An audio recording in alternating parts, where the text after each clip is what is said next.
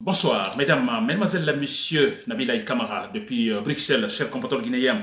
Alors, j'espère que vous êtes là, s'il vous plaît, pour cette analyse de ma part, avec le thème sur Dansa Kourouma et aussi quelques, effectivement, brèves informations ou analyses sur l'actualité en Guinée, cher compatriote guinéen, l'actualité politique, bien sûr, et même voire économique.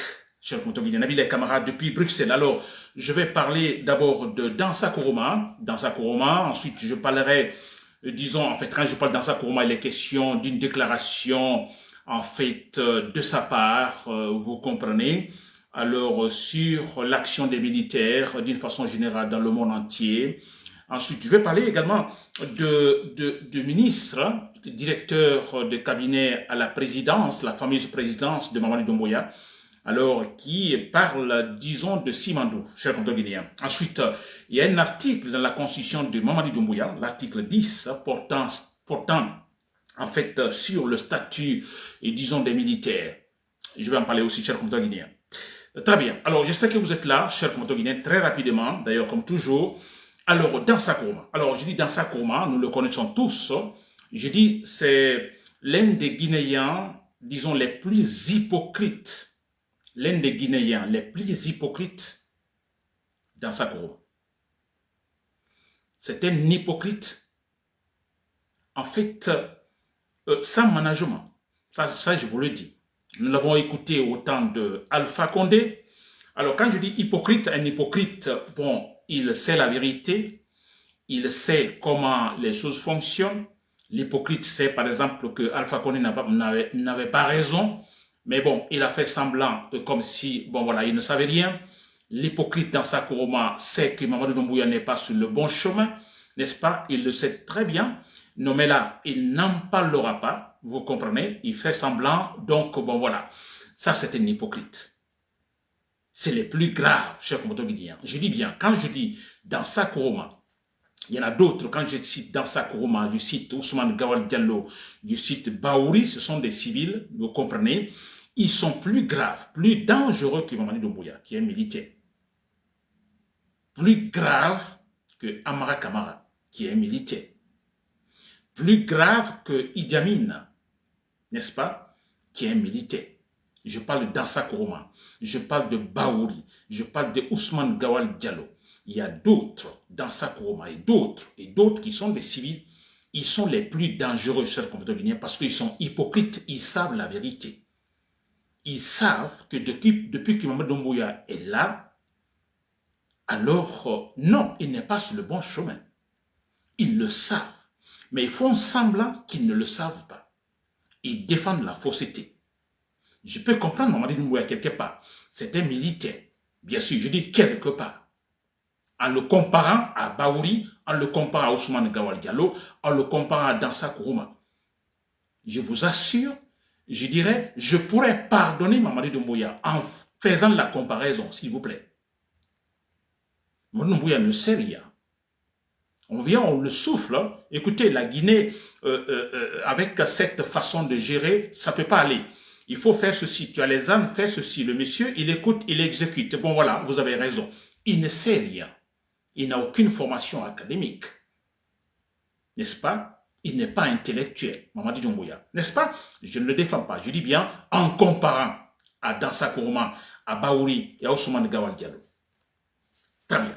Ça, c'était sur Dansa Kourouma, disons, le point que, franchement, je ne sais pas comment je vais encore qualifier sur la dangerosité de cet homme, s'il vous plaît. Alors, il vient de dire dans sa Kourouma, il participait au 33e anniversaire, disons, de la haute autorité de la communication, la fameuse HAC. Je crois que c'est aujourd'hui. Et là, il en a profité, alors, comme il le fait toujours, pour, en fait, encore vomir, fanfaronner dans sa Kourouma. Alors là, cette fois-ci, il parle de l'armée, il parle des militaires. Alors, qu'est-ce qu'il dit dans sa Kourouma? Que dans plusieurs pays du monde, ce sont les militaires qui sont à la base ou qui sont effectivement à la base des vraies réformes de liberté. Dans plusieurs pays du monde, c'est dans ça qu'il dit, Ce sont les militaires qui sont à la base, disons de l'établissement, disons, des vraies réformes politiques, démocratiques. Voilà, c'est cela. Ce n'est pas de l'hypocrisie, c'est de l'hypocrisie. Il le fait toujours. L'autre fois, je crois il y a une semaine, 2 semaines, hein, il était à l'ambassade de l'Angleterre en Guinée. Nous l'avons écouté aussi en disant l'ambition de la junte militaire. L'ambition de la junte militaire, faire la Guinée, en fait, une terre de liberté, une terre, disons, respirable démocratiquement parlant, dans sa Nsakroma. N'est-ce pas? Très bien. Alors, quand il parle de l'armée, le rôle de l'armée, ou dans beaucoup de pays du monde, effectivement, alors, mais oui, mais moi, nous le disons à tout moment, je le dis à tout moment, c'est pas pour rien, je suis pour un coup d'État militaire.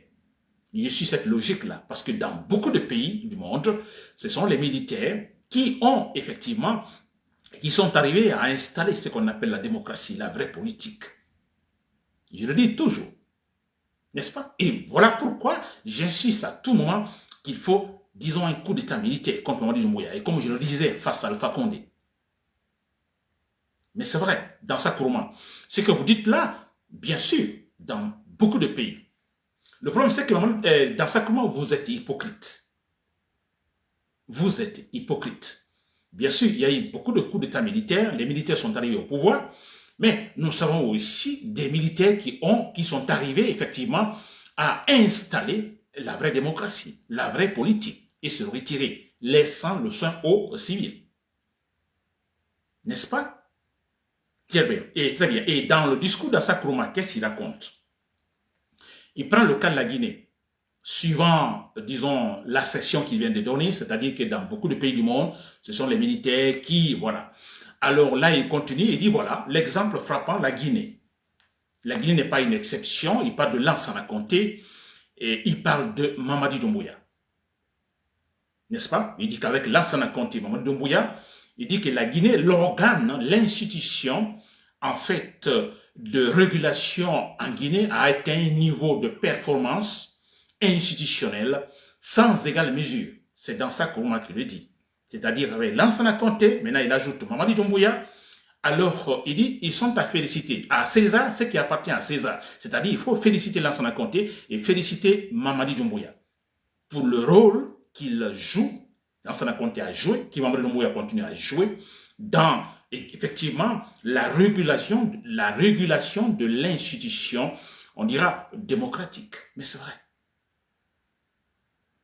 Dans sa Nsakroma, qui le dit, s'il vous plaît. Alors, ce que moi je vais dire dans sa Nsakroma, si vous m'écoutez, s'il vous plaît, ne comparez pas Lansana Conté à Mamadi Doumbouya. J'ai apprécié Lansana Conté au départ, à un moment donné, à la fin, non. Mais je vous assure, il ne faut pas comparer. Mamadi Doumbouya n'arrive pas donc à la cheville de Lansana Conté, jamais. Mamadi Doumbouya n'a fait rien de bon, ne comparez pas Lansana Conté. Lansana Conté a fait un coup d'État militaire après 26 ans de dictature, s'il vous plaît. 26 ans de dictature. Vous imaginez un pays, 26 ans dans la dictature, dans le populisme, dans je ne sais pas quel socialisme ou à la Guinée, à la Sékou Touré, vous comprenez? Alors, un coup d'État après. Et on dit, maintenant voilà, on va tourner la page politique. Finalement, nous allons maintenant avec des réformes, disons, nous allons avec le libéralisme politique et le libéralisme économique. Lansana Conté. Maintenant, vous êtes libre, la liberté. Maintenant, l'argent que vous avez, faites fructifier votre argent. C'est que vous avez, l'État ça ne regarde pas l'État. Vous êtes libre de faire ce que vous voulez avec votre argent. C'est avec Lansana Conté. Avec Lansana Conté, on a connu la liberté politique. N'est-ce pas? La liberté économique. La liberté financière. Lansana Conté. Dans sa Nsakroma, vous ne pouvez pas comparer Lansana Conté. Alors, je dis bien, on peut comprendre Lansana Conté. On peut le comprendre. J'ai dit que Lansana Conté, j'ai pas aimé sa gouvernance, je vous l'assure, même si je me dis, c'est grâce à lui qui a initié la démocratie en Guinée, mais du moment que Lansana Conté alors envoyer des militaires tirer sur des citoyens, des manifestants. On l'a vécu à Conakry, vous vous rappelez, sur l'autoroute Fidel Castro, des militaires qui mitraillaient sur les civils. On le sait.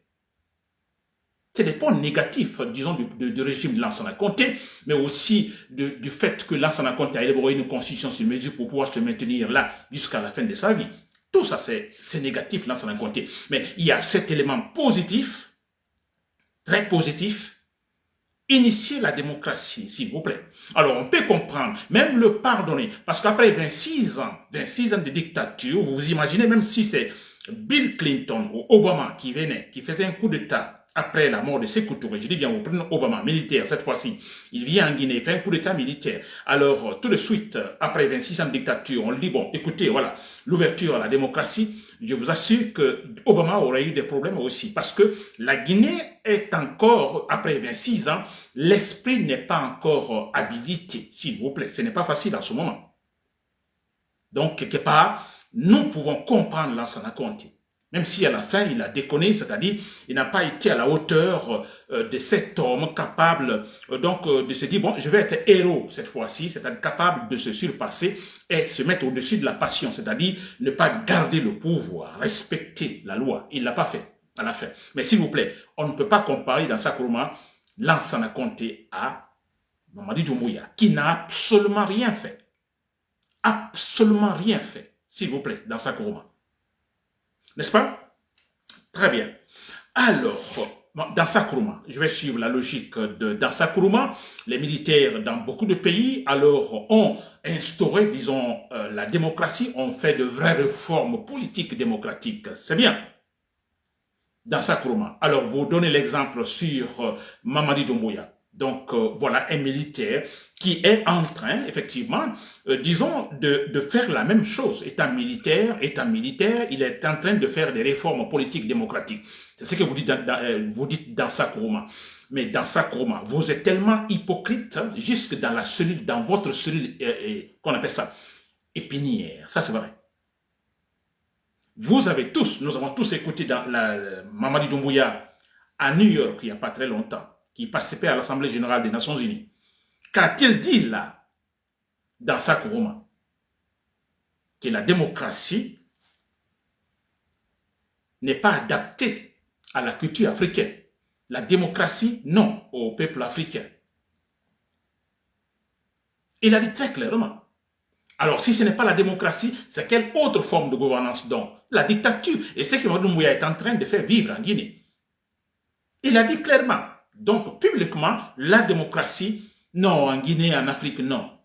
Alors, mais ça signifie tout simplement, voilà, c'est ce qu'il est en train de faire vivre la Guinée, la dictature. Il se bat pour cela. Et dans ça, comment vous dites que les militaires, partout dans le monde, dans beaucoup de pays donc, du monde, ont en fait établi ce qu'on appelle ici, ou ont procédé à des réformes démocratiques, des vraies réformes politiques démocratiques. N'est-ce pas? Et vous faites référence à Mamadi Doumbouya en Guinée. Mamadi Doumbouya, s'il vous plaît, dans sa Nkurumah, quelle réforme politique, démocratique Mamadi Doumbouya est en train de faire en Guinée ou a fait en Guinée depuis 2021? Quelle réforme, quelle vraie réforme politique démocratique? Du moment que lui-même, il est contre la démocratie, s'il est contre la démocratie, comment pouvez-vous comprendre que cet homme soit capable de relancer de véritables réformes démocratiques, politiques, démocratiques? Il y a une contradiction. Dans sa Nkurumah est un grand menteur. Je dis bien, c'est le plus dangereux de tous, lui, Baouri, Ousmane Gawal Diallo, parce qu'ils savent très bien à 100% que Mamadi Doumbouya n'est pas sur le bon chemin. Ils le savent, mais ils le tombent. Comment peut-on parler et comment il peut parler ce monsieur? Comment peut-il nous dire qu'en Guinée, Mamadi Doumbouya effectivement exemplaire, n'est-ce pas, en faisant des réformes politiques démocratiques, des réformes de liberté, il le dit. Quand nous avons en fait des médias qui sont interdits de parler, qui sont interdits de critiquer, quand on sait qu'il y a des journalistes qui sont en prison, qui sont kidnappés, Marwan Kamara, le jeune journaliste, il est kidnappé par Mamadi Doumbouya. Ali Ouba, ce jeune leader politique, il est injustement emprisonné, 2 années de prison pour ne rien. Des activistes, Billo et Fonike Mange, ils sont kidnappés. Et cet homme, dans sa Nkurumah, est capable de vomir, de fanfaronner que Mamadou Doumbouya fait partie disons, de ces personnalités militaires dans le monde, n'est-ce pas, qui en fait ont participé ou qui participent à de vraies réformes de liberté, s'il vous plaît. C'est grave. On l'a entendu dans Sakuroma, défendant, disons, la constitution sur mesure de Alpha Condé, quand on lui demandait, on lui posait la question sur, disons, cette constitution. Que disait-il dans Sakuroma? La loi, c'est la loi. La constitution, vous la respectez. Du moment qu'elle entre en vigueur, vous la respectez. Et c'est comme ça il parlait. Et voilà tout ce qu'il est en train de vomir. Et chaque fois il profite de ces occasions, de ces réunions ou de sa rencontre avec certaines personnalités étrangères pour vomir des bêtises dans sa Kuruma, s'il vous plaît. Très bien. Je ne vais pas tarder sur ça. Nous comprenons d'ailleurs ce monsieur. Alors, aujourd'hui même, j'ai lu une déclaration de celui qu'on appelle, c'est pas un certain Diakité. Alors, je préfère ne pas même retenir le nom de ces gens, de ces menteurs, de ces hypocrites. Alors, on parle d'un certain Guiba Diakité. Il est ministre, donc directeur de cabinet à la présidence. Alors, il parle de Simandou, n'est-ce pas? Il parle de Simandou, il parle, disons, de la gestion de Simandou, etc., etc. Il parle de la part de la Guinée dans la gestion, mais également, disons, en ce qui concerne effectivement des bénéfices, n'est-ce pas, des bénéfices du côté de la Guinée dans la gestion de ce projet Simandou. Il nous parle de 15%, la part de la Guinée. Alors, quand je parle de 15%, la part de la Guinée, alors il est question d'abord de la gestion, n'est-ce pas? Donc, la Guinée à 15% participe à la gestion, 15% seulement, vous comprenez?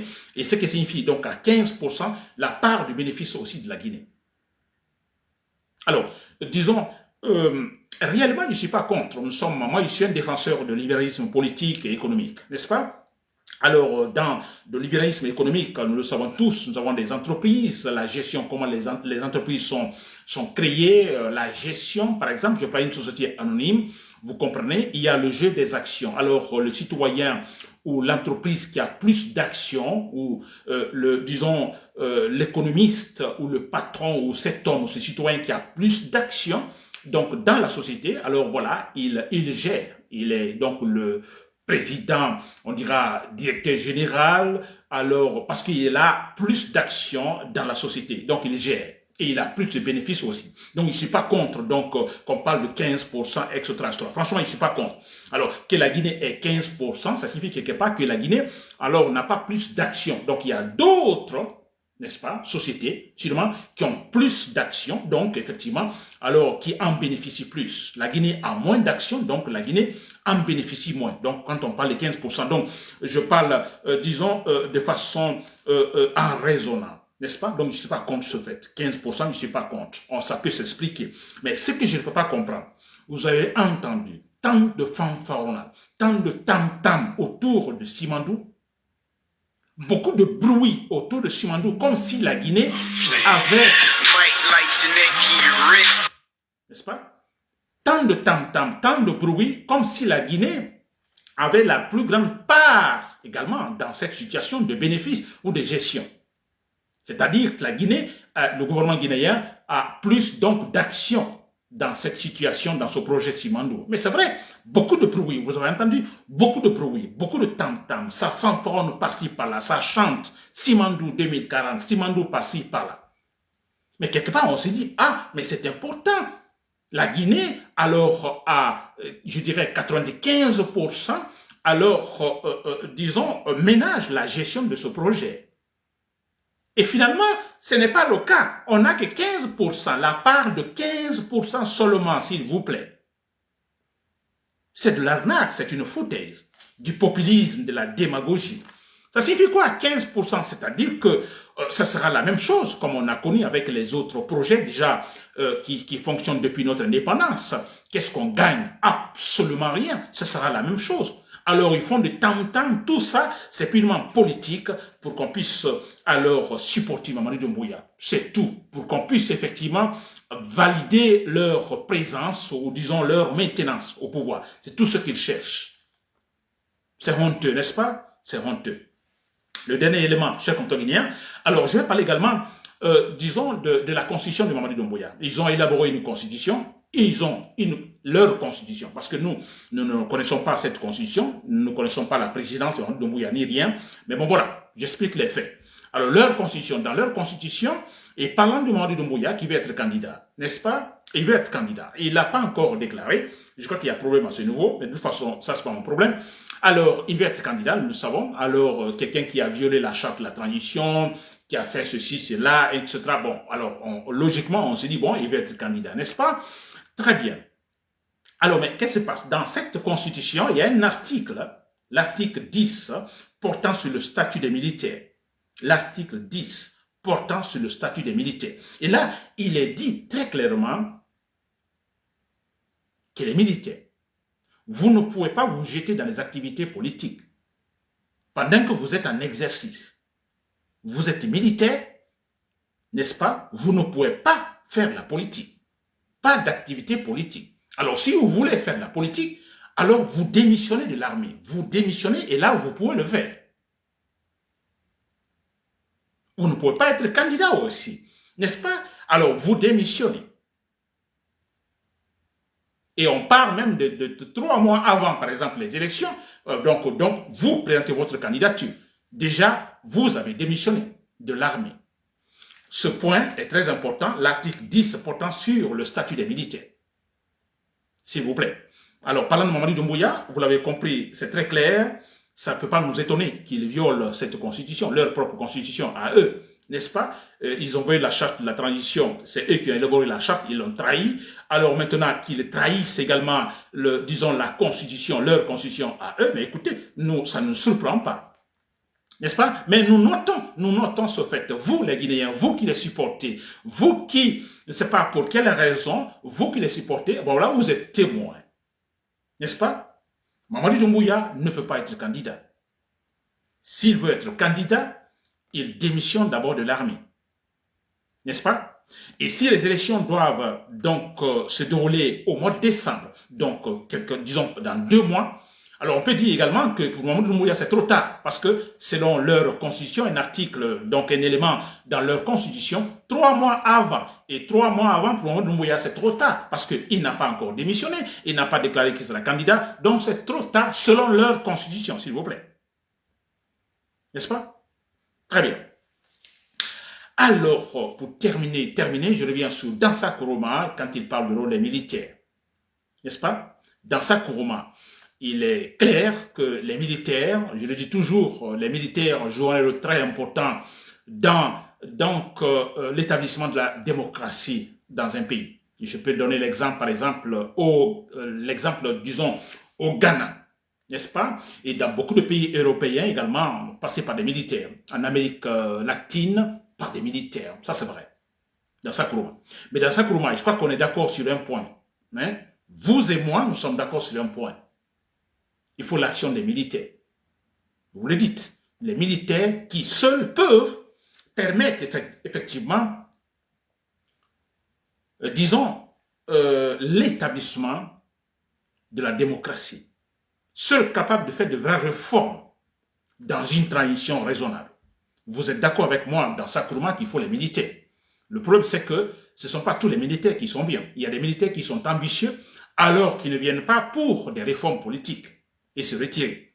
Des militaires ambitieux comme Mamadi Doumbouya, n'est-ce pas? Lui, il ne vient pas pour des réformes politiques. Il nous a menti déjà. Il a violé la charte de la transition. Donc, Mamadi Doumbouya ne fait pas partie de ces militaires qui sont capables, effectivement, de respecter leur engagement. Comme on a vu dans beaucoup d'autres pays, vous le dites dans Dansa Kourouma. Mamadi Doumbouya ne fait pas partie de ces gens. Il ne l'a pas fait pendant 4 ans, il ne peut pas le faire, il ne pourra pas le faire. Maintenant, il se bat. Pourquoi? Après avoir prostitué, ou plutôt, disons, créé une constitution sur mesure, il veut maintenant se maintenir là pour toujours, dans Dansa Kourouma. Penses-tu ou pensez-vous, dans Dansa Kourouma, que Mamadi Doumbouya peut le faire comme Gerald Rawlings l'a fait au Ghana? Jamais. Et comme c'est un mauvais militaire, il ne fait pas partie de ces bons militaires qui ont réformé qui ont fait des vraies réformes politiques, démocratiques. Comme Mamadou Doumbouya ne fait pas partie de ce groupe-là, alors dans sa Nkrumah, qu'il faut-il maintenant? Il faut un autre coup d'État militaire pour qu'on tombe sur un bon militaire, comme Gérard Rawlings. Un bon militaire. Mamadou Doumbouya n'est pas un bon militaire. Il faut un bon militaire. Pour cela, il faut un autre coup d'État militaire dans sa Nkrumah. Vous êtes d'accord avec moi dans sa Nkrumah? Que ce sont des militaires qui sont à la base de vraies réformes politiques démocratiques. Mais c'est vrai, mais on sait aussi que dans beaucoup de pays, il y a beaucoup de coups d'État militaires, les militaires sont venus, ils n'ont pas pu le faire parce qu'ils étaient ambitieux, ils ont échoué. Et Mamadou Doumbouya fait partie de ces militaires qui ont échoué. Il a échoué. Et voilà pourquoi il faut un autre coup d'État militaire dans sa Nkrumah. Et là, je dis, je suis optimiste à 100%, comme toujours d'ailleurs, que le prochain militaire, il sera le bon militaire, le patriote, l'homme qui, effectivement, permettra à la Guinée de faire de véritables réformes politiques démocratiques. Chers compatriotes guinéens, c'était Nabil Kamara depuis Bruxelles. Merci pour l'écoute. Bonne soirée.